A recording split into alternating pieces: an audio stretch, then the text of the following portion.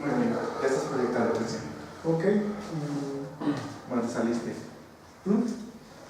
Sí, luego sí me salí un poquito para que regresar a las diapositivas. ¿Sí se ve bien? Sí, Okay. sí está enfocado. Entonces, tenemos los tipos de investigación. No, sí, qué mover. Algunas de las características de los exploradores que preparan apenas el terreno para nuevos estudios. Son apenas los primeros indicios de algún estudio. Los descriptivos ya consideran el fenómeno estudiado, sus componentes, es decir, ya empiezan a ver ciertas características, ya sea de frecuencia. Empecemos a ver primero las primeras búsquedas de saber qué hay, ¿no? Qué es lo que vamos a encontrar, ver conceptos, definir variables, proponer hipótesis apenas, pero hipótesis ya no llegando a vamos a decir, a la parte más estructurada de estadística, vamos a decirlo, una hipótesis biológica, una hipótesis de acuerdo a su hacerlo de investigación, porque esta hipótesis informática, cómo lo van a colocar, ¿no? Seguido de estas tenemos las correlacionales, donde ya buscamos asociar o relacionar. Asociar, recuerdan que es para cuando es una variable cualitativa, cuando son cualitativas y cuantitativas se asocian, cuando los dos son cuantitativas se relacionan. Hay que saber más o menos utilizar bien las palabras para correr bien en esta parte, ¿no? Entonces permiten empezar a dar predicciones y empiezan a hacer cuantificación de relaciones entre conceptos y variables. Las explicativas, pues ustedes ya más o menos lo empiezan a ver, ya empiezan a introducir un entendimiento más del tipo de experimentación que van a tener, es decir, ya van a definir el diseño experimental, van a colocar el número de sujetos, van a hacer un diagrama de trabajo necesario y finalmente van a colocar la estadística que vamos a ver. Obviamente la correlacional, ustedes ya saben cuál se va a utilizar, ¿no? Estamos haciendo correlaciones, una correlación es una correlación de Pearson o de Spearman, ¿no? Pero sin embargo el explicativo ya es necesario algo más con más peso, ¿no?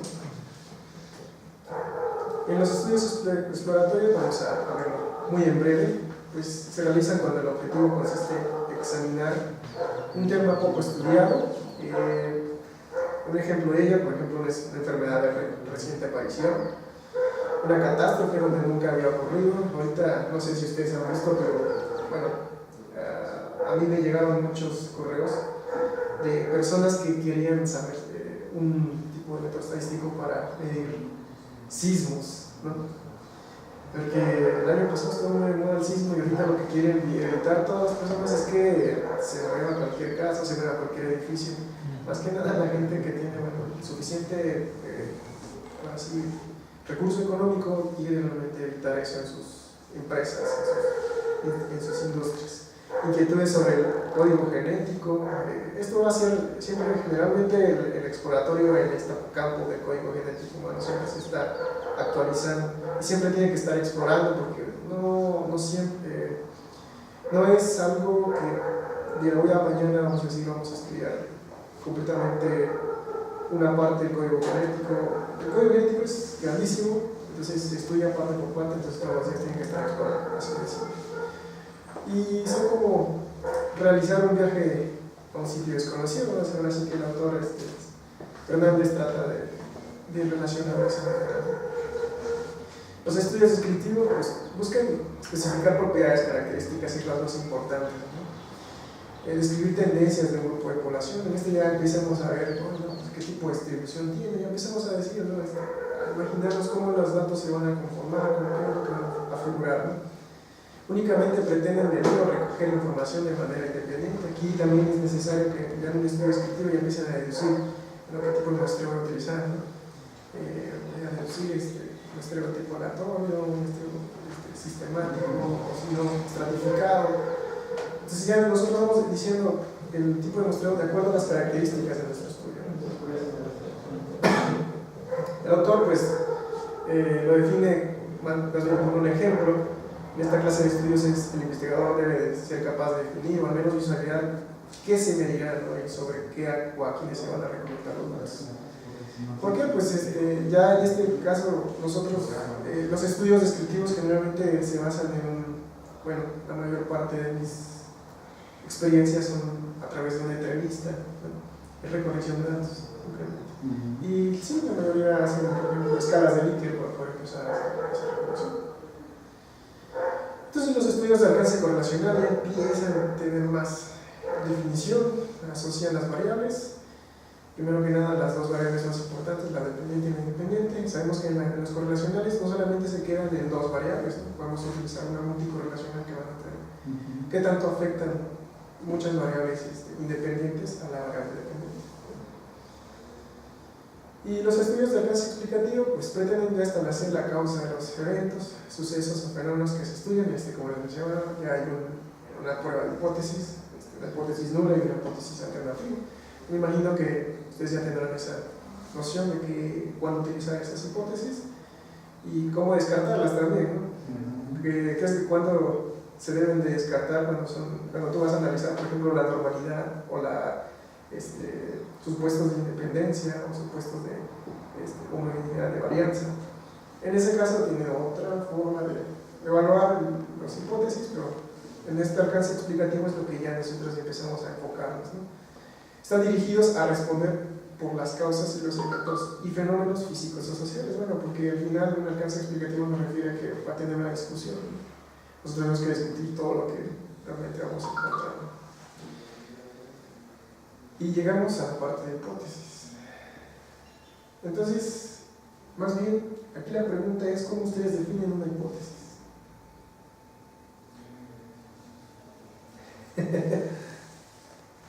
Pues es un argumento que puede ser, que al final de cuentas es calificado como verdadero o falso, mediante una comprobación, un proceso para comprobar esto y nada más. Bueno, yo lo entiendo, o así lo comprendí. Sí, es un argumento, ¿no?, que nosotros damos. Podemos hablarla hasta de dos maneras, ¿no? Argumento o suposición que nosotros podemos hacer. Podemos suponer que algo va a suceder y bajo ese vamos a argumentar, ese supuesto vamos a argumentar. Siempre teniendo en cuenta que en la hipótesis, la primera hipótesis general que hacemos tiene que tener nuestras variables, variable independiente y variable. La primera hipótesis. Pero en sí, el autor menciona que su función principal es guiar el estudio, proporcionar explicaciones, apoyar a la prueba de teorías. Pues sí, las suposiciones que hacemos son basadas en teorías y al final llegamos a descartarlas o a aceptarlas. El autor Hernández menciona que pues él ahora sí ya trata de globalizar los tipos de hipótesis en 4 tipos de investigación: nulas, alternativas y estadísticas. Las de investigación son de lleno nosotros las que creamos, ¿sí? Son las que tú dices, bueno, y si yo le pongo, no sé, por ejemplo, Pepsi a mi café, ¿qué sucede, no? Es una hipótesis normal, pero son las que tú creas, ¿sí? Pero ya cuando empiezan a aparecer las hipótesis nulas y alternativas es para aceptar y rechazar una hipótesis en específico de un tema que tiene ya 2 variables ya definidas. Las hipótesis nulas son, vamos a decir, es cuando no existe diferencias entre los efectos, vamos a decir, de lo que tú estás buscando. Un ejemplo, por ejemplo, nosotros si medimos el uso del café versus la Coca-Cola, creemos que, por ejemplo, nuestra hipótesis es que la coca, pues hemos leído que tiene más azúcar, ¿no? Probablemente nos causa una mayor actividad. Sin embargo, en la hipótesis nula se diría que no existen efectos, es decir, los 2 efectos son iguales, ¿sí? Si tomas coca y café vas a tener el mismo efecto. En la hipótesis alternativa ustedes van a explicar la diferencia que existe entre ellas. Es decir, o la coca o el café activa más el cuerpo, ¿sí? En las hipótesis estadísticas, bueno, en esta ya tienen un mayor, vamos a decir, está relacionado ya con el modelo que ustedes van a utilizar, ¿sí? Cuando me refiero al modelo es porque nosotros ajustamos siempre un modelo de investigación a un modelo estadístico, ya sea de correlación, ya sea de análisis de varianza, lo que ustedes van a utilizar. Las hipótesis estadísticas comunes igual utilizan la misma escritura de hipótesis nula e hipótesis alternativa. Buenas tardes. Las hipótesis se van a utilizar en cualquier tipo de investigación, ya sea exploratoria, descriptiva, correlacional o explicativa. Entonces, siempre deben de referirse a una situación real, esa es una de las características principales. Las variables o términos de las hipótesis deben de ser comprensibles, precisos y lo más concreto posibles. Y la relación entre las variables debe estar propuesta de manera clara y verosímil, es decir, lógica. Me dicen si quieren que vaya un poco más lento para que puedan copiar. No es necesario. Los términos o variables de las hipótesis deben de ser observables y medibles, es decir, no podemos medir algo que es imposible, ¿no? Es decir, cuando nosotros hay que saber diferenciar entre una hipótesis y una teoría también, ¿no? Porque podemos decir la teoría de, no sé, de la gravedad, ¿no? O la teoría de antineutrones en el espacio. Nosotros no podemos hipotetizar en eso, ¿sí? ¿Por qué? Porque no lo vamos a medir nunca. Sin embargo, si lo hacemos una teoría, nosotros podemos hacer distintos cálculos para poder llegar a un resultado. En la hipótesis, nosotros, todas las hipótesis siempre se van a estimar al final. Es la palabra correcta. Porque vamos a buscar una predicción de algo. Que al final la estadística es lo que nos va a beneficiar, estimar. Las hipótesis deben estar relacionadas con técnicas disponibles para probarlas. Ese es al final el punto clave que les mencionaba. O sea, si no se puede medir, ¿qué instrumento puedo utilizar para medir, por ejemplo, los rayos gamma que son disparados por los agujeros negros? No es posible, ¿no? Solamente podemos deducirlo. Y también tiene que ser cuantificable con alguna técnica estadística que nosotros vamos a utilizar. Las clasificaciones que menciona el autor pues, son las 4 que les mencioné: las de investigación, nulas, alternativas y estadísticas. Solamente vamos a mencionarlas muy rápido. Las de investigación pues, son proposiciones tentativas acerca de posibles relaciones entre dos o más variables. Al igual que la hipótesis nula igual y la alternativa se suelen simbolizar con HA, H1 o H0, es lo mismo. Un ejemplo de hipótesis es el aumento, por ejemplo, de las infecciones de transmisión sexual por clamidia. Por ejemplo, el tema es el aumento de infecciones de transmisión sexual por clamidia en Guatemala en 2015. Será de un 20%. ¿Cómo creen que ustedes estructurarían una hipótesis acerca del aumento de las infecciones? Una revisión literaria y conocimiento del tema. Sí, lo más pronto para poder hacer la hipótesis es hacer la revisión literaria. Primero que nada, cuando nosotros colocamos el tema, veamos cuáles son las variables. Infecciones de transmisión sexual, ¿qué me viene a la mente? ¿Cuál será la primera variable? Pues número de pacientes que han sido infectados en la temporada de Guatemala del 2015, ¿no? Entonces, ¿cuál será la otra variable? No sé, el tiempo, ¿no? Compararla, no sé, por algún otro agente, ¿no?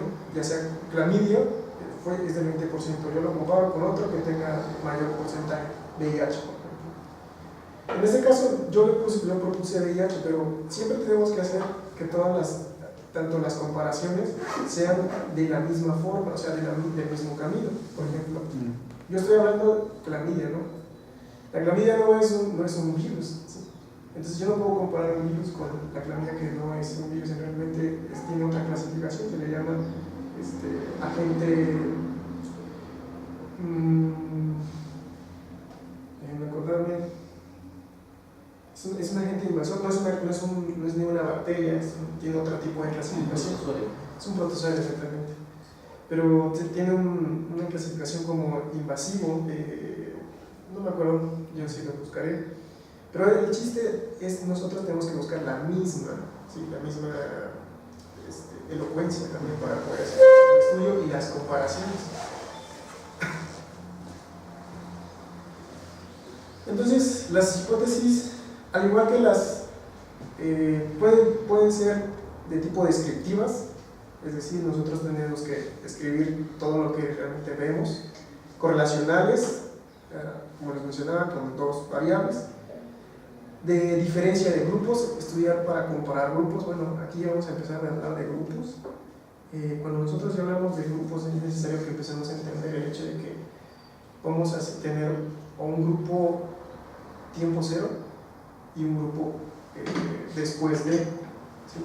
O un grupo control y un grupo tratamiento, ¿sí? ¿Por qué? Porque ya vamos a empezar a meternos en pruebas que van a comparar grupos.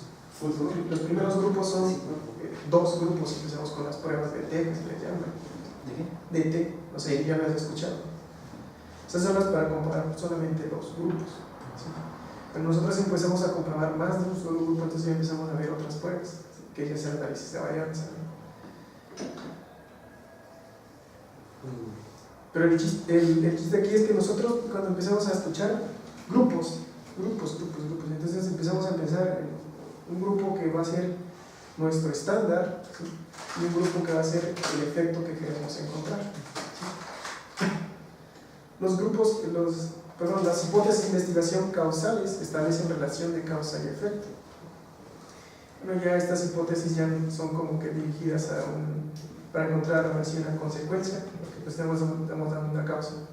Al final, las causales también son un poco más difíciles todavía comparado con las del grupo. ¿Por qué?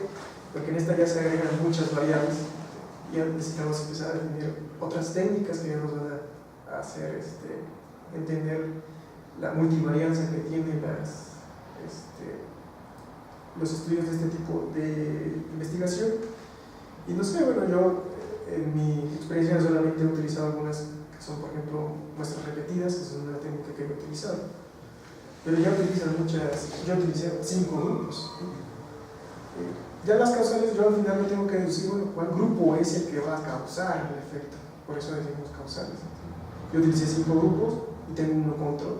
Entonces, de los 5 grupos, ¿cuál es el que va a dar el cambio?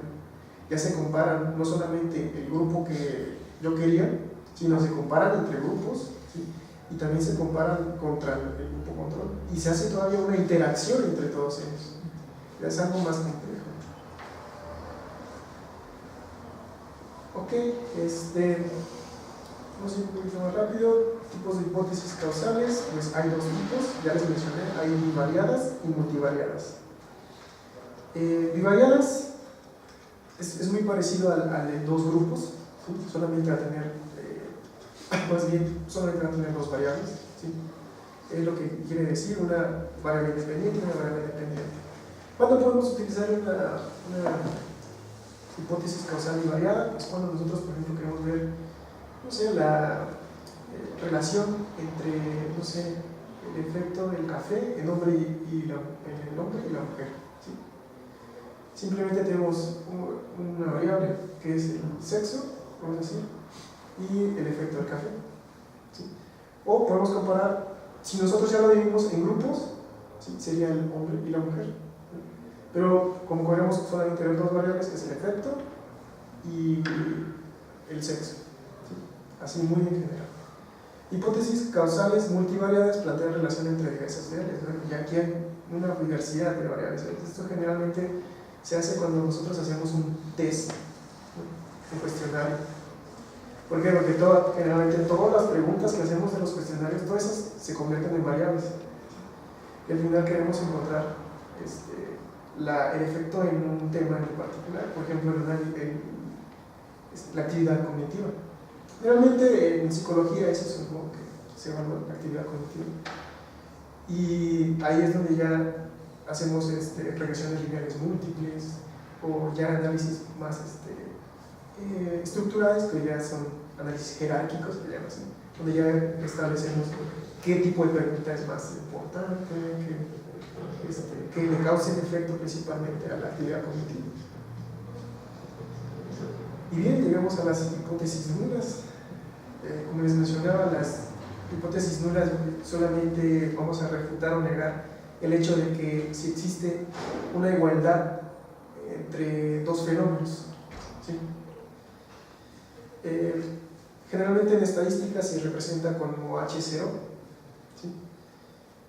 Y ustedes van a encontrar, creo que en algunos libros, las hipótesis nulas como H0 igual o H0 2 puntos, y de ahí va a venir bueno, vamos a decir, la ecuación que sigue su proyecto, y todas las variables que ustedes van a utilizar van a tener la misma, van a tener el signo igual. ¿Por qué? Porque nada más lo único que se busca ahí es que o todos sean iguales. En esa se busca que todos sean iguales, que no haya diferencias, ¿sí? Si solamente estamos utilizando dos, los dos van a ser iguales. Si los tres van a ser iguales. En la hipótesis alternativa es todo lo contrario, ¿sí? En la hipótesis alternativa pueden ser que, si estamos analizando, por ejemplo, 6 variables, 5 de ellas sean iguales, pero una sea diferente. Con eso ya estamos cayendo que vamos a aceptar una hipótesis alternativa. La hipótesis alternativa se refiere a la diferencia que va a existir entre dos o más variables. Si una variable es diferente, simplemente desde ese momento podemos aceptar la hipótesis alternativa. En estadística se simboliza como HA o H1.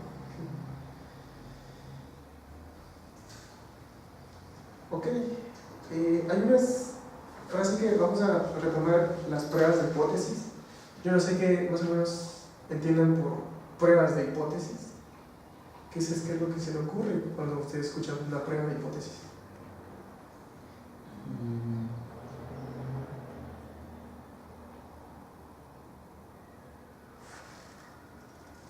¿Han hecho alguna vez alguna prueba de hipótesis?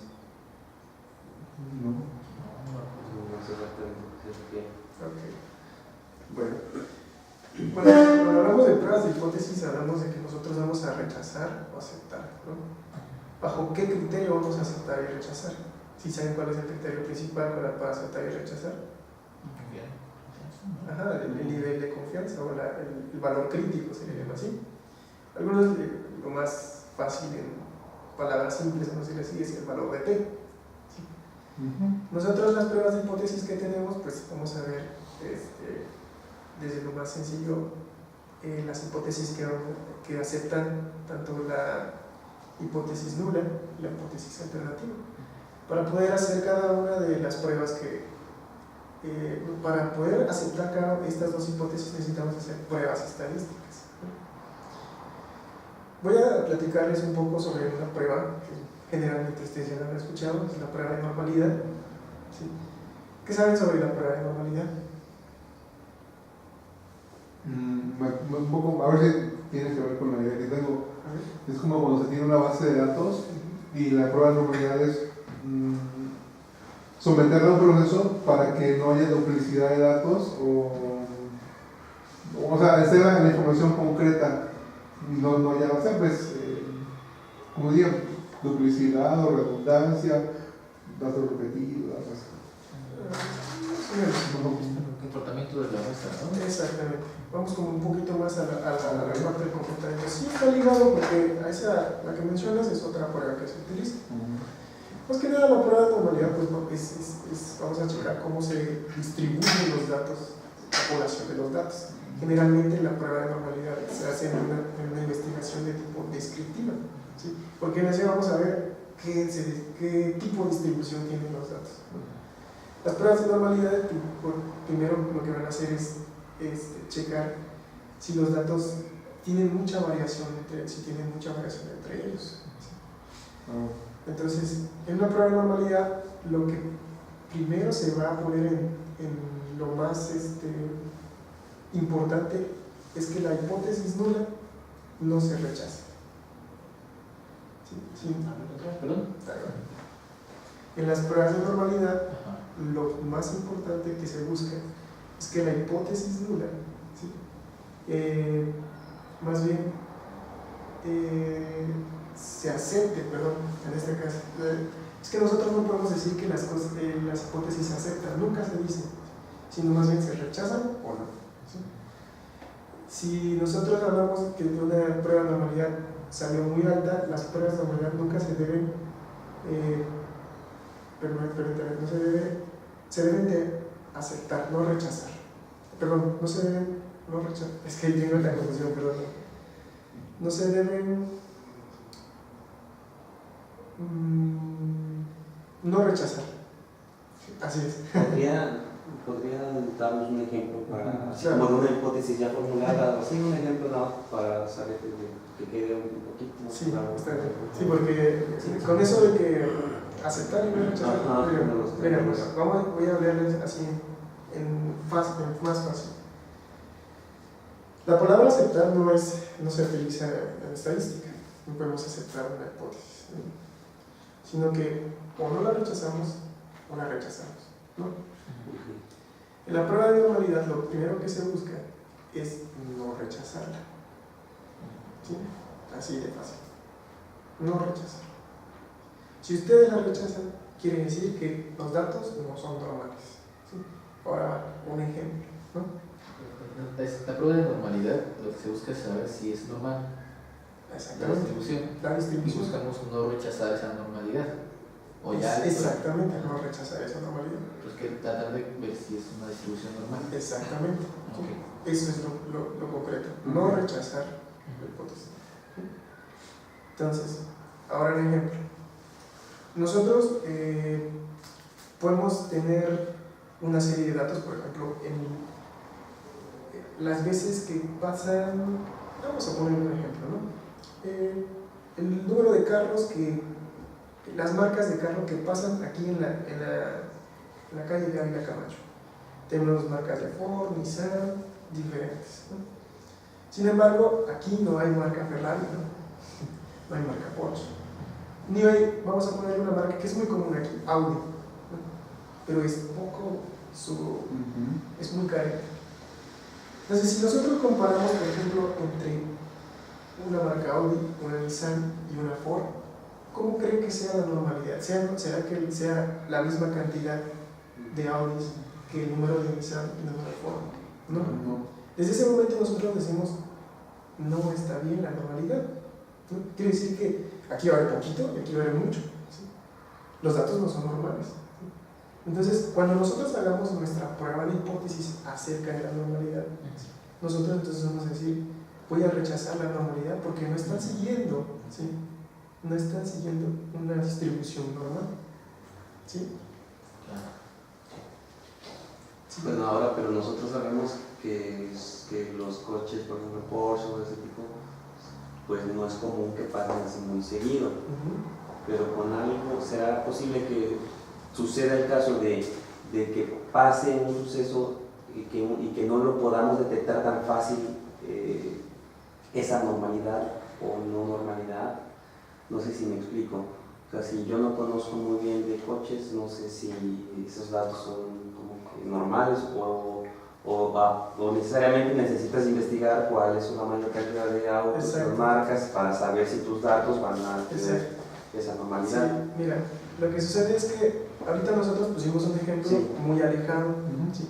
Pero como tú lo mencionaste, cuando nosotros hacemos una investigación tratamos de descartar ese tipo de grupos, por ejemplo, ¿no? Nosotros agarramos a un grupo de una marca diferente, ¿sí? ¿Por qué? Porque sabemos que este grupo nos va a estar afectando a la comunidad que nosotros queremos buscar, que aquí es muy, vamos a decir, es repetitiva, vamos a decir que aquí es muy común, marcas y cargas, pero entonces, desde ese momento tú lo descartas, ¿sí? ¿Por qué? Porque sabes que tu análisis no va a seguir esa secuencia y no vas a obtener, pues, vamos a decir, una predicción correcta, ¿sí? Va a ser una predicción muy ambigua, ¿sí? ¿Por qué? Porque tú te estás guiando en algo que realmente no es muy usual acá. ¿Sí? Yo creo que hay que tener cuidado porque esas pruebas las haces ya que tienes la base. Sí. Entonces, realmente preguntarte si se va a comportar o no, viene siendo de la investigación. Entonces, este ya es que tienes todo hecho. Obviamente sí hay que hacer caso, no de rayar en lo que puede ser lógico, pero sí, no de que esto ya se hace ya con no solo por eso, pero... Muy bien, sí, de hecho es todo lo que mencionas, nosotros hacemos estas pruebas ya cuando realmente ya tenemos toda la base, ya tenemos todo bien estructurado, ¿sí? Generalmente las pruebas de hipótesis ya empiezan a hacerse, yo me adelanté un poquito más para que ustedes pudieran ya empezarse a adentrar en esa parte, ¿no? Las pruebas de hipótesis también se hacen desde un principio para empezar a descartar este tipo de elementos que van a hacer que nuestro estudio divague también, ¿sí? Es donde nosotros empezamos a descartar ya las variables que realmente son variables aleatorias, que llaman así, variables que no podemos controlar. En este caso pues es el carro, que no es parte de nuestro grupo. Bien, gracias. Sí.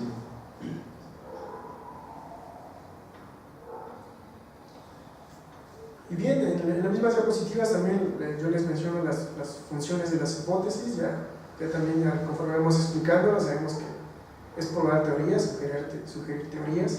Al final recuerden que, algo que les voy a dar como un tip también, porque a mí me pasó.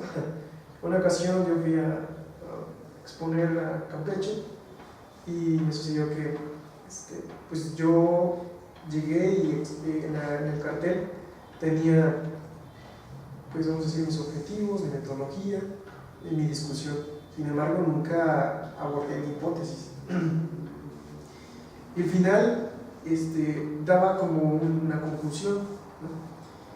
Cuando nosotros hablamos cuando vamos a colocar una hipótesis en nuestra investigación, siempre tenemos que dejar una perspectiva de lo que vamos a hacer, ¿sí? Si dejamos una conclusión, hay probabilidad de que luego te digan, y que tu conclusión es la panacea de tu estudio o qué, ¿no? Generalmente a mí me pasó una vez, me dijeron que yo, como les mencionaba, yo estudiaba la yuca, que si realmente la yuca era tóxica, ¿no? Así que nos dijeran, ¿sí? O sea, Campeche es un lugar donde hay mucha yuca, me dijeron, ¿es tóxica o no? Y ya le dije, no, es que depende de la dosis que uno va a utilizar, ¿no? Si usted utiliza una dosis muy alta, entonces usted sí se va a estar envenenando a usted mismo, ¿no? Usted requeriría hacer un chequeo también de sí mismo para ver si realmente no se está intoxicando, explicarle, ¿no? Pero esta es una función de las hipótesis, ¿no? Que si sugerir otras cosas que nosotros, perspectivas que nosotros vamos a hacer, ¿sí? En ese caso yo le sugerí a esa persona, depende de la población que usted esté dando a alimentar a la yuca. Porque, por ejemplo, Campeche sí es un lugar donde consumen bastante yuca. Y la persona me dijo, es que nosotros no sabemos, y ya preparamos dulces, hacemos panes, y le dije, si su población ya tiene más incidencia hacia tener alguna intoxicación, entonces puede ser que sí haya esa toxicidad comparado con Veracruz o otros lugares donde no se ve. Entonces ahí es donde vamos a ir también haciendo más complejo, o así más específico nuestro tema, ¿sí? Y sugerir ideas también hacia otras personas que necesitan investigar. Las hipótesis también permiten definir las variables para que ahora sí que tanto el autor como los lectores puedan realmente saber cuáles son las variables que se midieron en el estudio, cómo van a ser observadas y evaluadas, es decir, qué instrumento de medición vamos a utilizar. Es importante que se grabe muy bien la parte del instrumento de medición, porque a veces nosotros, yo me casé mucho con la unidad de experimentación, y hay muchos términos. Hay instrumento de medición, unidad de experimentación, unidad de estudio, unidad de investigación, ¿sí? Hay que separarlos, porque nuestro instrumento de investigación es con lo que vamos a medir. Nuestra unidad de estudio es el objeto que vamos a medir. La unidad de investigación, vamos a decir que es la cabeza principal que nos va a permitir obtener los datos. Todo lo que nos permita tener datos, ya sea con un individuo, una mesa, lo que sea. ¿Sí? Si nosotros vamos a medir la altura de esta es nuestra unidad de investigación. Y definir variables de las hipótesis también nos permite evaluar más adecuadamente los resultados de nuestra investigación, porque las variables no solo las hipótesis se contextualizan. Esto es parte de lo que hacemos en nuestro proyecto, ¿no?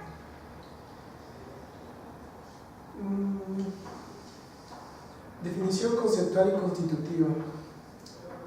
Una definición conceptual trata a la variable con otros términos y se trata de definiciones en diccionarios o de libros especializados. Generalmente aquí vamos a pasar un poquito, voy a hacer un salto.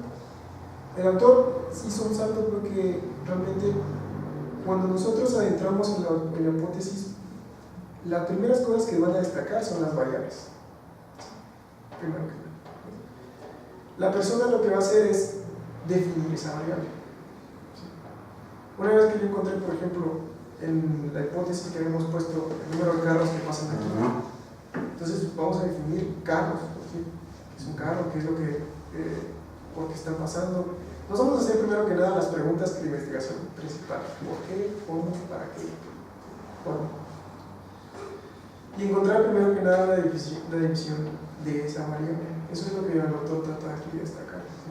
Cuando nosotros hablamos de hipótesis tenemos que, al explicarlo, nada más al decir la hipótesis, la persona que te escucha tiene que saber de una manera muy concisa, rápidamente, lo que significan esas variables.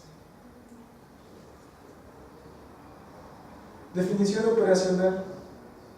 Ok, la definición operacional es más una definición ya de la técnica. Hay que destacar que la definición conceptual o constitutiva es lo que realmente nos va a permitir explicar la variable, y la operacional es cómo se va a hacer la medición de esa variable. Tenemos que saber que las hipótesis también se pueden basar de una manera conceptual y de una manera operacional, ¿sí? Yo no sé si han visto alguna hipótesis de esa manera. ¿Perdón? Una hipótesis operacional, o sea, con una definición operacional. Por ejemplo, estandarización del método estadístico tal para las pruebas de actividad cognitiva y no sé qué. Esa es una definición, un tema que va a tener una hipótesis con una definición operacional, ¿sí? Con una definición conceptual o constitutiva es, por ejemplo, el efecto de la clamidia en cierta población de México, hablemos de Campeche, por ejemplo, igual, y comparado con el efecto de las bacterias Staphylococcus aureus en Chiapas. Esa es una ahí vamos a ver que en ese tema va a haber una hipótesis que va a comprender una definición conceptual o constitutiva. Está diciendo bien interesante esta parte de las definiciones conceptuales, operacionales, luego con los indicadores, Sí. incluso la pregunta. Al final viene siendo como tu lenguaje, es tu glosario de cosas, ¿no? Exactamente. Para que cuando tú oigas obesidad, tú te puedes imaginar una persona más o menos corpulenta que yo me imagino, ¿no? Entonces imaginemos que todos nos mandamos a medir obesidad.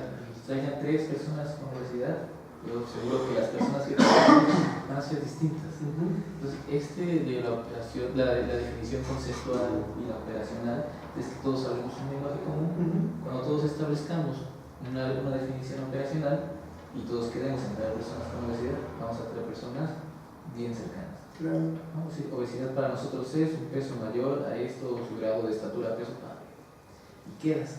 Cuando hables de definición conceptual, hablar de obesidad, pues ya buscarás una definición de un diccionario, buscarás una definición más allá. Ahora, hay personas que para ellos obesidad es el diámetro de la cintura y baja. Hay gente que tiene otros parámetros. Entonces, la cuestión operacional siempre viene siendo bien divertida, ¿no? Es como, Sí. cómo vas cuál es tu interés y tu alcance y todo, ¿no? Sí. Es ahí entonces donde en la operacional, donde el autor define qué es para él, por ejemplo, Exacto. obesidad. Entonces, si nada más el autor dice, pues obesidad es el que pasa de 90 centímetros de cintura, pues ya se va a enfocar a eso nada más. Claro. O, Sí, el autor simplemente trata de separarlo, porque bueno, el pensamiento ahora sí de investigación, ahora sí que depende del investigador, ¿no? Donde vaya a dirigirlo. Generalmente a veces nos encontramos con artículos que simplemente dicen en el título, ahora sí, la operación que ellos hacen, ¿sí? Pero no sé si han encontrado algunos que son, por ejemplo, de calibración de algunos equipos, por ejemplo, calibración de algunos instrumentos. ¿Sí? Son definiciones operacionales, no se encuentra ni siquiera un efecto o algo, ¿no? Algo causal, ¿no?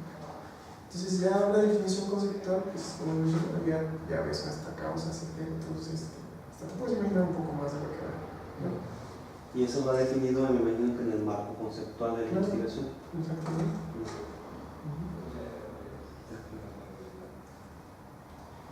Y bueno, ya llegamos al tema de diseños de investigación. Pues en esta parte solamente los voy a adentrar tantito a los diseños. No voy a abarcar tanto porque el compañero Ernesto lleva, ahora sí les va a meter un buen información acerca del diseño de la investigación. Y bueno, pues más que nada el diseño es el plan, la estrategia concebida para obtener la información que se requiere en una investigación. Yo no sé si ustedes conocen cuáles son los tipos de diseños experimentales, más bien, diseños de investigación que ustedes conocen.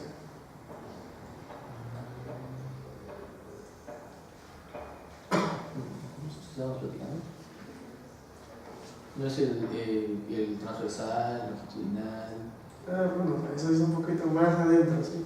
Pero vamos a todavía un poquito más al principio. Antes. ¿Te acuerdas de él? Pues no sé si sea como diseño de investigación, es que ya me estoy yendo como al tipo de investigación, no sé si sea como experimental. Esa es una, sí. Es un tipo de diseño de investigación. Otra es observacional. Y la primera, esa no sé si la conozco, la de muestreo. Son tres tipos de diseño. Generalmente los autores en la parte de investigación la definen en tres. El de muestreo, que va a abarcar todas las técnicas que tú utilices para adquirir esa información que tú necesitas. Es el primer alcance para obtener tu información. El estudio observacional, como lo menciona su nombre, se basa en observar algo y a través de esa técnica obtener la información. Generalmente los observacionales son utilizando test. La característica principal de un estudio observacional es que tú no vas a invadir o no vas a hacer modificar algo, ¿no? invasivo exactamente en el entorno de algo. Tú no vas a intervenir, es la palabra, tú no vas a intervenir. Simplemente vas a llegar a observar, tomas lo que necesitas y a partir de eso creas tu investigación. Y fundamentalmente el estudio experimental es donde tú haces ya una gama de procedimientos. ¿Sí? Es decir, tú ya colocas los sujetos que vas a medir, vas a colocar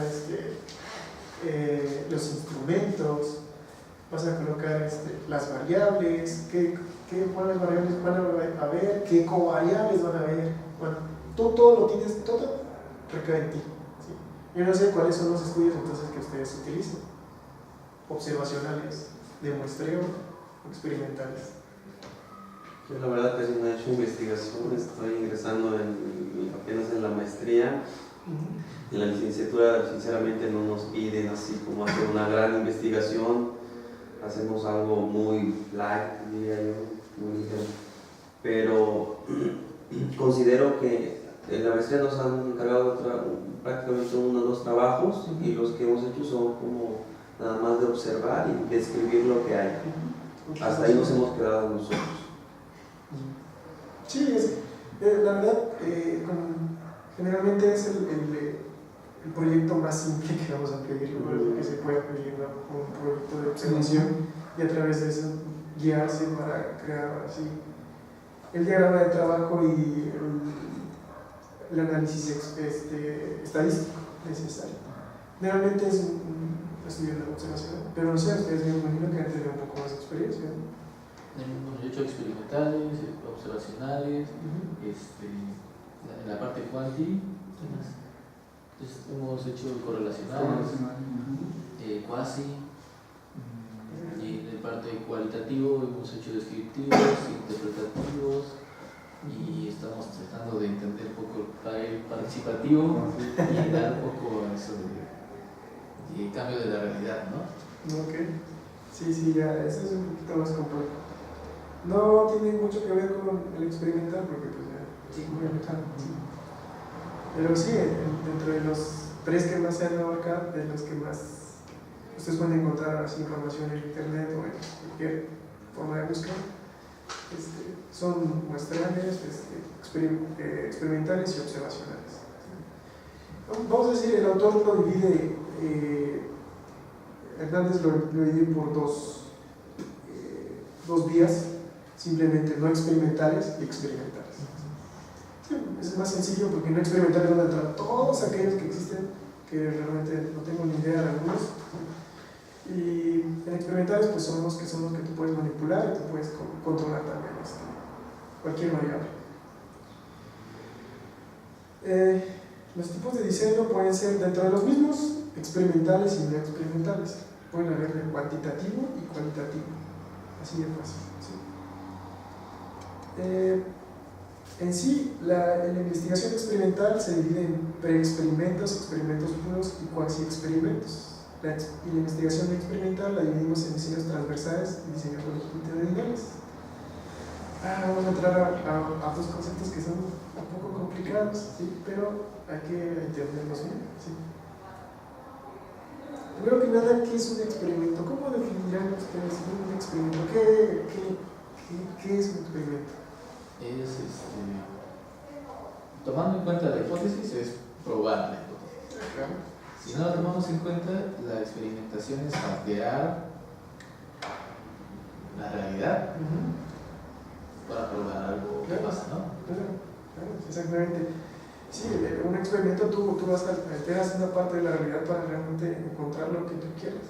Ya sea algo tan sencillo, ¿no? Yo creo que ustedes verán algunos estudios que dicen, bueno, voy a estudiar la mano izquierda del mono tal, en una zona, ¿no? Bueno, mañana estudio la mano derecha y pasado el pie izquierdo y pasado el pie derecho. Bueno, son distintas realidades, ¿sí? Y sí es distinta estudio. Pero es un enfoque para hacer un experimento, ¿sí? Cada uno tendrá su hipótesis, cada uno tendrá su objetivo y cada uno tendrá también su relevancia. Nada más que obviamente tenemos que empezar a estructurar. Yo me imagino ese tipo de experimentos, sirven, por ejemplo, ese es mi criterio, pues para dárselo, por ejemplo, a una persona que está iniciando, ¿no? No sé, a veces llegan los chicos de licenciatura y en ese momento se le puede dar ese tema, ¿no? Con la mano izquierda, pero le inicia, ¿no? Y otra persona, otra de licenciatura, con la mano derecha. Aunque tú ya sepas qué sucede con la izquierda y qué es la mano, qué va a pasar con la mano derecha, pues sí. Pero el chiste de eso es que nosotros todo lo conjuntemos y ya saquemos una información con un dato concreto, ya que sucede dentro de ese organismo. Y un diseño experimental, ¿cómo lo divide como la diseño experimental? El no experimental no requiere modificación de ningún tipo. Sí, son estos diseños experimentales también llamados como diseños de campo, no sé si lo escuchan, ¿sí? Nosotros damos en la biología a algunas personas les llaman diseño de campo, porque se acercan ahora sí a la realidad, a la naturaleza, ¿sí? ¿Sí? Generalmente ellos tienen que salir de su oficina para llegar al lugar donde tienen que tomar las muestras o tomar simplemente la información que necesitan. Entonces, los diseños experimentales, la investigación experimental y no experimental también tiene la misma división, tanto transversal como longitudinal. Bueno, ahora vamos a meternos a este tipo de definiciones. ¿Cómo definen ustedes primero una investigación transversal? ¿A qué le llaman transversal? Investigación transversal. En no paramétrico, en no experimental y experimental es lo mismo, ¿sí? Es lo mismo, no se van a confundir, ¿sí? Simplemente tenemos que encontrar la definición correcta. Si me permiten tantito, vamos a...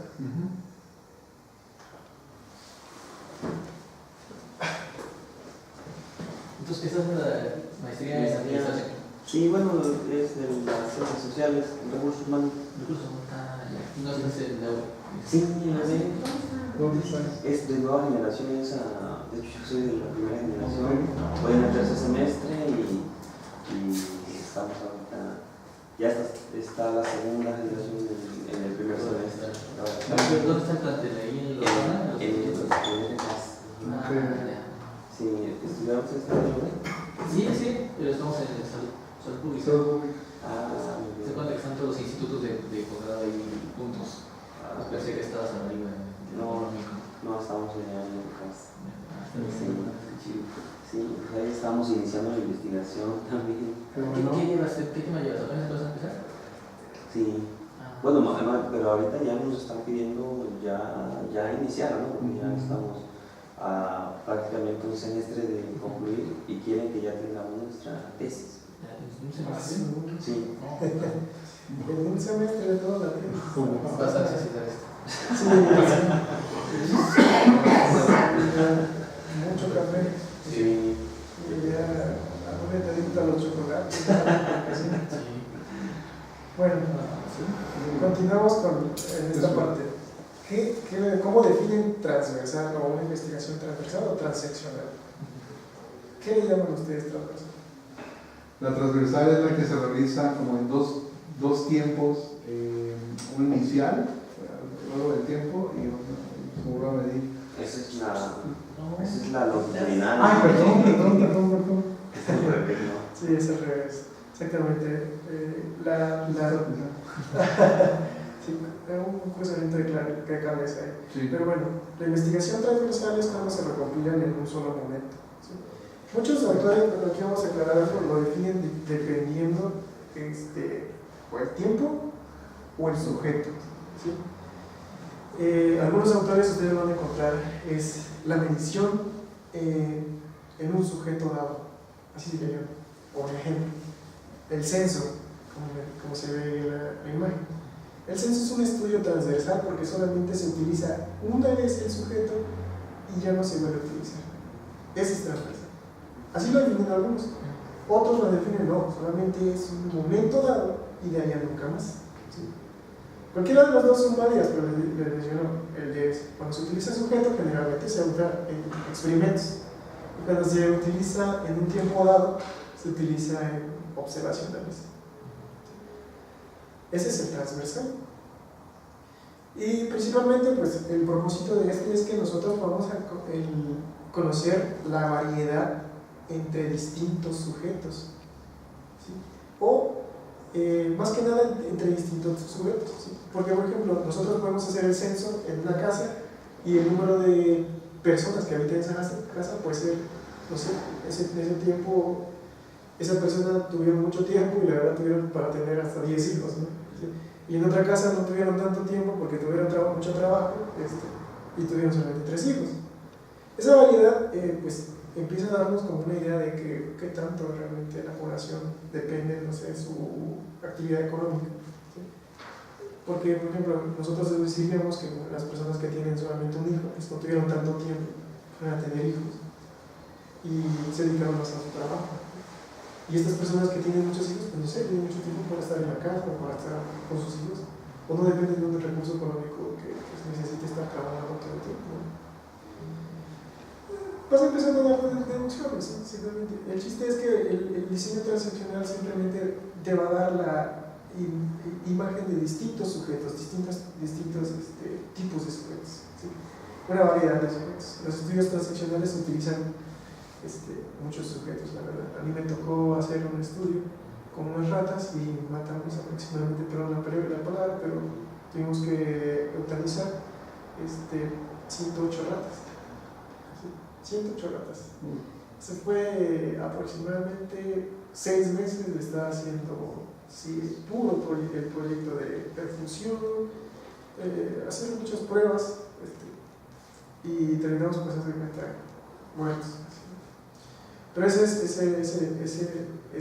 estudio que es muy agotador también, ¿sí? Eso es algo que ustedes también pueden empezar a tomar en cuenta, ¿no? Porque no solamente, como es una sola etapa de tiempo, tienes que estar constantemente viendo a estos sujetos, no viendo a estos sujetos, sino que viendo a diferentes sujetos. Algunos, bueno, yo les voy a contar otra experiencia.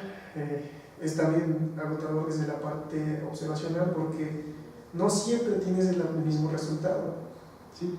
Hay personas que te pueden dar toda la información que necesitas y hay gente que no, que te la puede censurar, ¿no? Entonces cuando ya te la censures, donde tu estudio empiezas a quitar pues, algunas cosas que no, vamos a decir, como no las obtuviste, entonces empiezas a hacer más pequeños. Esta es como una ventaja, una desventaja del estudio transaccional, pero la ventaja pues, es que puedes tener una variedad, ¿no?, de individuos. Entonces ese estudio fue transaccional. El de la rata que yo sí, el que porque los hizo en un solo sujeto. un solo sujeto, sí. Te digo, es dependiendo en la definición, puede ser en un tiempo dado, ¿sí?, o en un solo sujeto. Okay. Sí. Sí. Más que nada, quédate en la definición, es que es hecho en un tiempo dado. Sí. Si esa misma rata se hubiera hecho un experimento, no sé, medio año después, o sí, ya sería otro, ya sería longitudinal, exactamente. Sí. Exactamente. Ahí es donde ya empieza a aparecer la longitudinal. También existe otra que se llama mixto, ¿sí? Y ya está longitudinal y también está el transversal. Pero se llama mixto porque vamos a tratar de dividir ¿sí?, nuestra investigación, ¿sí? En una vamos a tratar de medir algo, ¿sí?, y en otra vamos a tratar de medir otra cosa. ¿Sí? En mi ejemplo, por ejemplo, yo trataba de medir la conducta de mis animales, ¿sí?, y en otra trataba de medir los niveles en sangre de glucosa, urea, creatinina, ¿sí? Entonces era diferente, porque la glucosa, urea, creatinina, como tenía que solamente una muestra de manera cardíaca, yo tomaba la muestra en la rata, pues era transeccional o transversal. ¿Por qué? Porque yo no podía ver, entonces la rata ya enseguida pues descendía, ¿sí? Y en cambio en la conducta, pues yo, por ejemplo, dejaba la rata un día en un campo abierto, yo la observaba y al otro día la podía ver otra vez, y después, y después. Entonces ese es un longitudinal, ¿sí? Por eso toda investigación se une como un tipo de investigación mixta, ¿sí? Ese es un ejemplo. Los diseños transeccionales o también longitudinales pues igual tienen la misma división, es de tipo descriptiva, de tipo explicativa, de tipo correlacional. En la descriptiva principalmente indaga categorías, niveles, trata de ver, abarcar apenas lo que se necesita para hacer el estudio transaccional, es decir, qué tipo de personas voy a utilizar, qué tipo de sujetos, cuánto van a pesar, cuál va a ser su altura. Eso. En los correlacionales ya tienen que ver una causa y efecto, es decir, ya empiezan a decir, bueno, ¿qué sucede si yo mido la altura de las mujeres en un censo también? Entonces, vamos a ver si realmente tiene correlación el número de individuos en una casa versus la altura de las mujeres. Bueno, yo creo que eso no va a tener tanta correlación.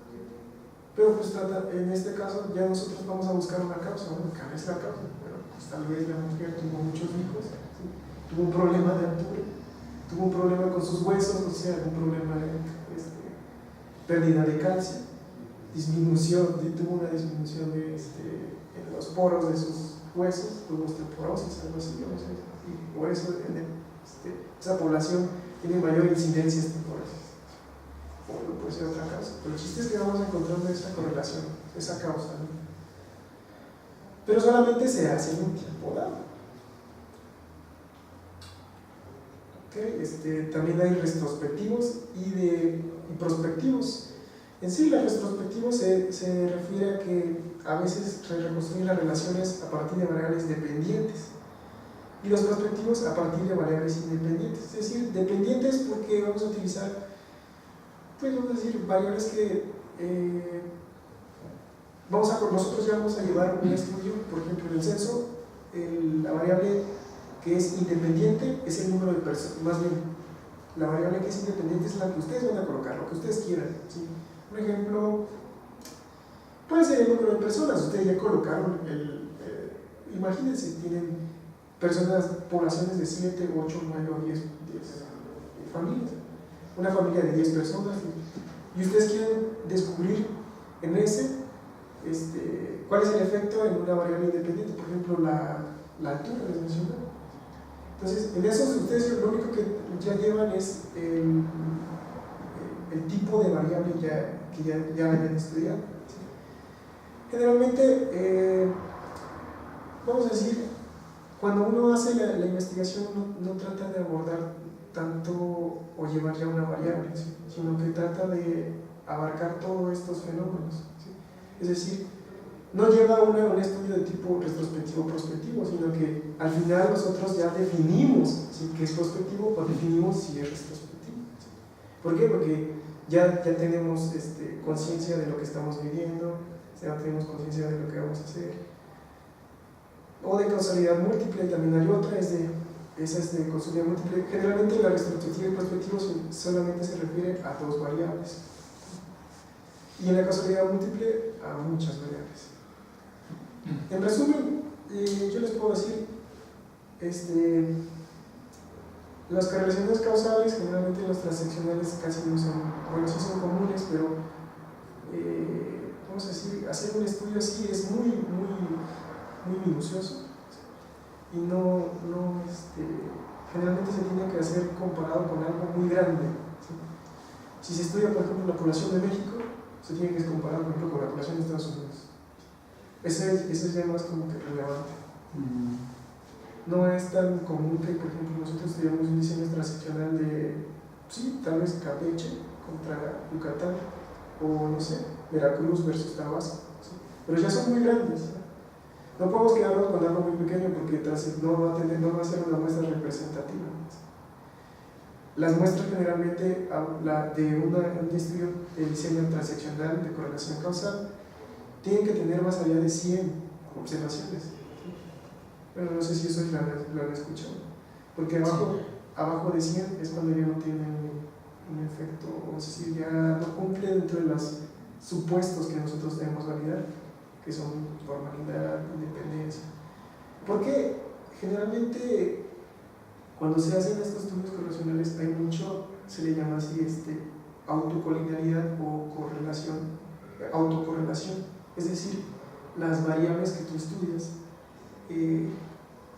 los efectos son muy parecidos, ¿sí?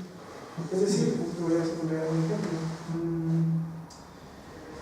Siempre se ha puesto este ejemplo, ¿no? Cuando nosotros tenemos el peso versus la altura, ¿no? Y siempre se dice que dependiendo la altura tiene que ser tu peso. Ese es un ejemplo. En ese tipo de efectos, si nosotros aumentamos la altura, generalmente tiene que ser más grande el peso de la persona, ¿sí? Esa es una autocorrelación. ¿Por qué? Porque cuando es una correlación positiva, porque aumentas uno y aumentas el otro, ¿sí? Generalmente en un estudio de tipo transaccional pues no tratas de buscar ese tipo, ¿sí? ¿Por qué? Porque lo que hace es que las variables empiezan a acumularse, ¿sí?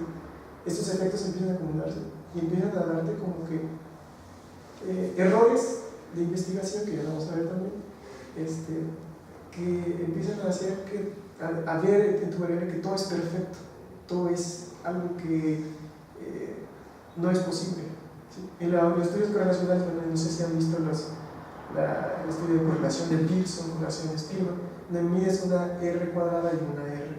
¿Sí lo han escuchado? ¿Sí? Muy bueno. En estos estudios, ya vamos a llegar con eso, es la siguiente parte, ahora les platico. Lo que primero que se busca es que tenga una correlación entre variables con un valor cercano a 1, ¿sí? Cuando nosotros nos acercamos a punto 90 y empezamos a llegar a punto 95, vamos a decir que eso es lo que buscamos, lo ideal. Pero cuando empezamos a llegar a punto 96 hacia 1, empieza a ser como que un poco, ya no es creíble, ¿sí? Pero ¿por qué no es creíble? Porque pueden haber otros factores. En este caso es la autocorrelación, es decir, hay variables que afectan a otras variables, ¿sí? Y que pueden aumentar esa correlación, esa relación tu efecto que tú estás buscando, ¿sí? Por eso en el transversal no se utilizan tantas, se utilizan más muestras y pocas variables.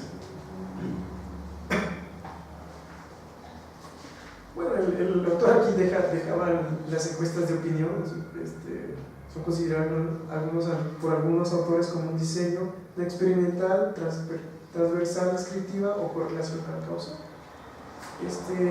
Yo no he tenido mucha relación con estos que se llaman surveys, no sé si ustedes han tenido una cercana. Sí, de los pacientes. Entrevistamos a usuarios y he trabajado con el Sugar Monkey. Okay. También. Yo no me he tocado, la verdad, no. Sí me ha tocado evaluar algunos trabajos, pero nunca sé. Okay. Los diseños de tendencia son aquellos que analizan cambios a través del tiempo, categorías variables entre algunas poblaciones en general. Generalmente ya los diseños de tendencia pues abarcan, vamos a decir, tiempos exagerados en algunas veces, y en ocasiones tiempos que son muy deducibles, por ejemplo años, realmente son los que tú dices en el año 1997 a 2012. Todos esos estudios son de ese tipo de tendencia. Diseños de evolución de grupos, cohortes, no sé si ustedes han utilizado estos diseños de cohorte, son muy comunes en el ámbito clínico, ¿sí? Tienen subpoblaciones y subgrupos específicos, y ya tratan de buscar, por ejemplo, yo lo he visto mucho ahorita en pacientes diabéticos, pacientes con Alzheimer, pacientes con, Parkinson. Pero bueno, la característica común es que se llaman de corte porque hay una población específica al cual se le va a hacer la medición. Y pues todas las variables van a estar relacionadas a esa población, simplemente. Los diseños de panel son aquellos similares a las dos clases anteriores, son los que los mismos participantes son medidos o observados todos los tiempos y los momentos. Bueno, estos diseños de panel se les dicen que son diseños de no sé si han escuchado los diseños de supervivencia. Entonces se trata de medir todos los momentos de un individuo o de un objeto, pero tratas de observar todas las características. Yo he hecho solamente uno en toda mi carrera en la maestría. Hice un estudio de supervivencia donde tenía que observar el peso, conductas de la rata, pero todo eso al principio empezó como un protocolo, ¿no?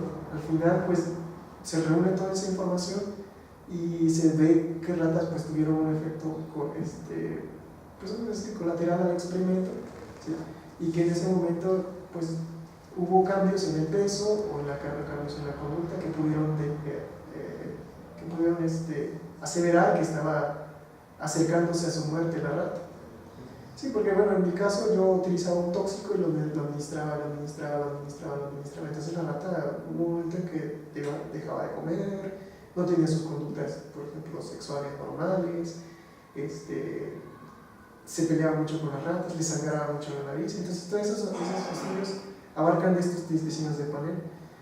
Nosotros le llamamos diseños etográficos, ¿sí? ¿Por qué? Porque medíamos toda la conducta. Y como el autor pone una imagen representativa, atrapado en el tiempo, porque hay que estar siempre, hay que estar midiendo siempre al sujeto. Y bueno, estas son por último las bibliografías que les puedo compartir acerca de los diseños de investigación. Yo ya les voy a dejar algunos libros ahí en la plataforma.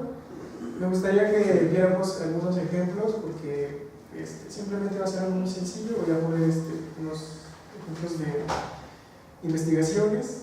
Ya ustedes, las instrucciones van a poner si es exploratoria, muestral, observacional. si es de tipo transversal, longitudinal. Entonces ya con eso ustedes van a quedar claro las ideas. Voy a colocarles también, me gustaría que, como vimos al principio, una parte de diseño más o menos de investigación, es decir, marco teórico, cómo hacer el marco teórico. Me gustaría darles unos malos ejemplos para que ustedes puedan encontrar más bien los errores y pues dar también su criterio, ¿no?, acerca de cómo evaluar este tipo de trabajos, ¿no? Okay. No hace mucho, les comento, me llegó un trabajo muy feo, la verdad. Entonces, si ya les llega, entonces ya sabrán lo feo que está así. Entonces, pues por mi parte es todo por la introducción, ¿sí? Y ya vamos a empezar la segunda parte, que va a ser estudios correlacionales, me parece, y ya vamos a empezar un poco de estadística. Si quieren, pueden tomar algo, café, o quieren salir tantito, Pues tenemos que respirar un poquito. Sí.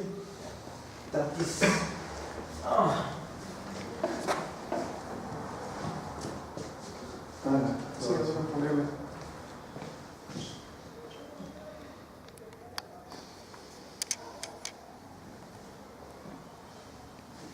¿Dónde era? No me acuerdo. ¿Dónde es eso? Sí, cuando yo no me tuvo, dije algo pasó. Sí.